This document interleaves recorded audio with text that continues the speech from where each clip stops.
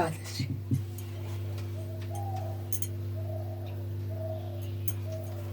नमस्कार दोस्तों, पुनः आप सभी का मेरे चैनल में स्वागत है। आज मैं आपको इस पौष मास की एक कृष्ण पक्ष की एकादशी की कथा सुनाने जा रही हूँ। बड़े श्रद्धा भाव से सुनिए। यही कृष्ण है, यही राधे हैं, यही भगवान विष्णु है। मंदिर में दीपक जला के धूप बत्ती करके इनकी कथा सुनने से बहुत पुण्य की प्राप्ति होती है। राम राम जी, राम राम सभी को मेरा राम राम।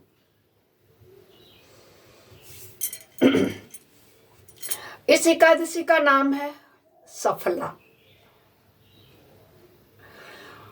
युधिष्ठिर ने पूछा, पौष मास के कृष्ण पक्ष में जो एकादशी होती है उसका क्या नाम है, उसकी क्या विधि है और उसमें किस देवता की पूजा की जाती है।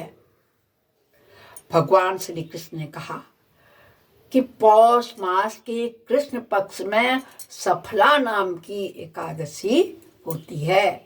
उस दिन विधि विधान से भगवान नारायण की पूजा करनी चाहिए। विष्णु ने स्वयं बताया युधिष्ठिर को कि इस दिन दीप दान करने का बहुत बड़ा महत्व है। भक्तों, दीप दान जैसा कि आप लोगों को पता है,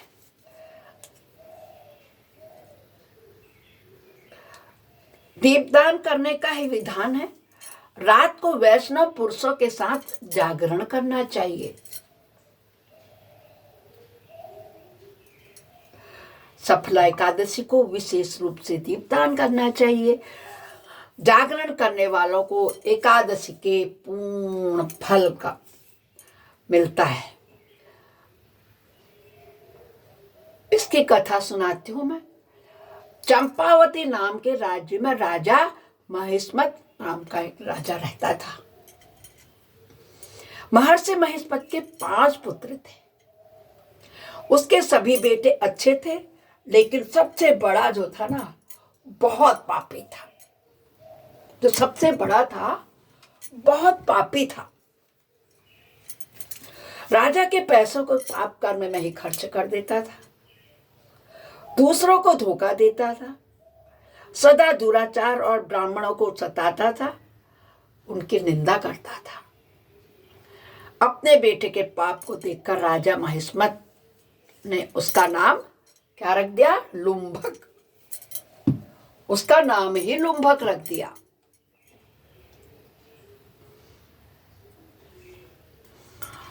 और पिता और भाइयों ने उससे पीछा छुड़ाने के लिए उसे राज्य से निकाल दिया। लुंभक उस नगर से निकलकर वन में चला गया।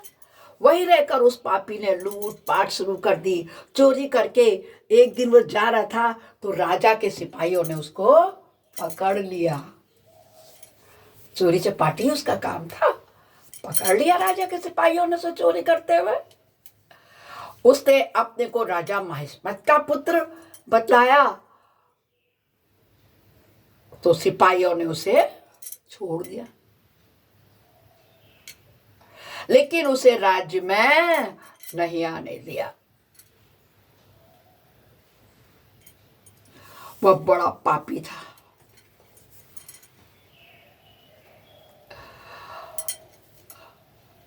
जब पौष मास की कृष्ण पक्ष की एकादशी हुई तो वह एक वृक्ष के नीचे बैठा हुआ था और फल खा रहा था। दोस्तों, पेट तो पापी पेट है, चाहे कितना पापी हो, चोरी हो, लपेट हो, लंपट हो, डकैत हो, डाकू हो, भूख तो सबको लगती है।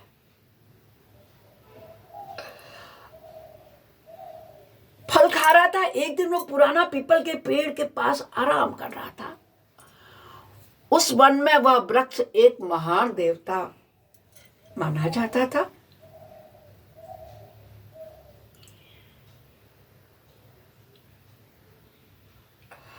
तो उसको वहां नींद आ गई। सारी रात उसने फल खाए और उसी पेड़ के नीचे उसको नींद आ गई। उस समय उसे बड़ा आराम मिल रहा था। सूर्योदय होने पर भी पापी को होश ही नहीं हुआ। सफला एकादशी के दिन भी लुम्बक बेहोश पड़ा रहा। वह भूख से दुर्बल हो रहा था। तब उसने वृक्ष की जड़ में बहुत से फल और उन फलों से लक्ष्मीपति खुश होंगे करके उन वृक्षों के नीचे उसने फलों को चढ़ाया। उसे नहीं पता था उसके पास फल थे, तो उसने उस वृक्ष के नीचे चढ़ा दिए। आपको पता है पीपल में भी भगवान का निवास होता है। उसे अनायास ही भूखा रहा ना, वो बेहोश था, तो व्रत का पालन नहीं कर लिया, उसका व्रत हो गया। इत्तेफाक से पौष मास की एकादशी थी, उस दिन सफला था। आकाशवाणी हुई, एकादशी के प्रसाद से राज्य और पुत्र प्राप्त करोगे तुम। तब से वो भगवान विष्णु के भजन में लग गया। उस समय भगवान श्री कृष्ण की कृपा से उसके मनोज नामक पुत्र उत्पन्न हुआ।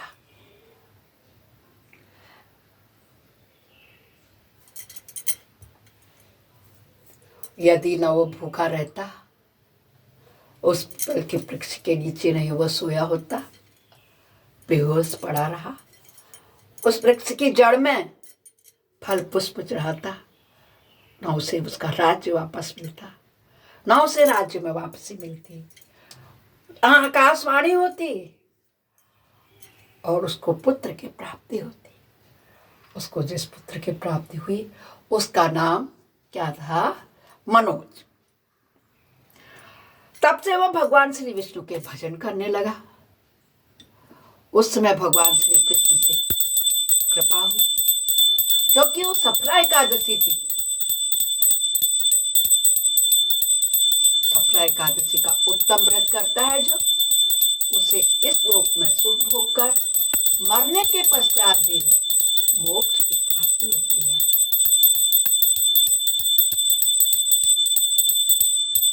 दोस्तों, ये कहानी एकदम सत्य और सही है। हमारे वेदों में, पुराणों में इस कथा का वर्णन देखने को और सुनने को मिलता है। यदि अनजाने में जब लुम्भक नामक पापी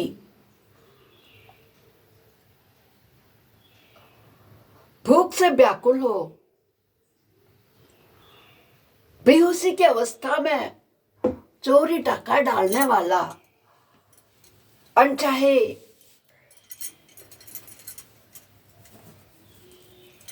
पीपल के वृक्ष के नीचे सोया और इत्तेफाक से सफला एकादशी का होना उसको इतना बड़ा फल दे सकता है कि प्रभु ने स्वयं ऊपर आसमान से अपने शब्दों में आकाशवाणी करी और उसे फिर से राज्य वापस दिला दिया। कृपा से वह दुष्कर्म छोड़ चुका, चोरी, चपैती, डकैती, मार काट, पाप कर्म छोड़कर उस हरि नारायण विष्णु का भजन करने लगा, जिनकी कृपा से उनको पुत्र की प्राप्ति हुई। ऐसे श्री हरि भगवान विष्णु का हमें आज के दिन सुमिरन करना चाहिए। बोलो श्री कृष्ण चंद्र भगवान की जय होवे, भगवान विष्णु की जय होवे।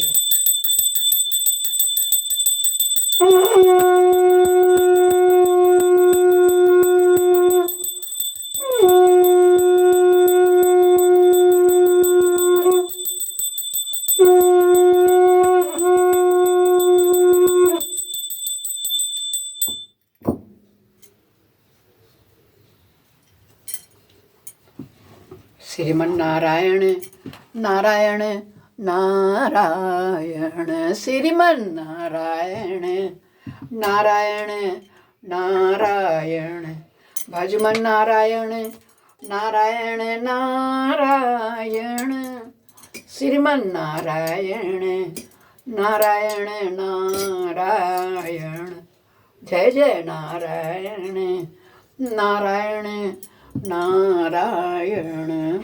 मुझ में नारायण नारायण नारायण, तुझ में नारायण नारायण नारायण, भज मन नारायण नारायण नारायण,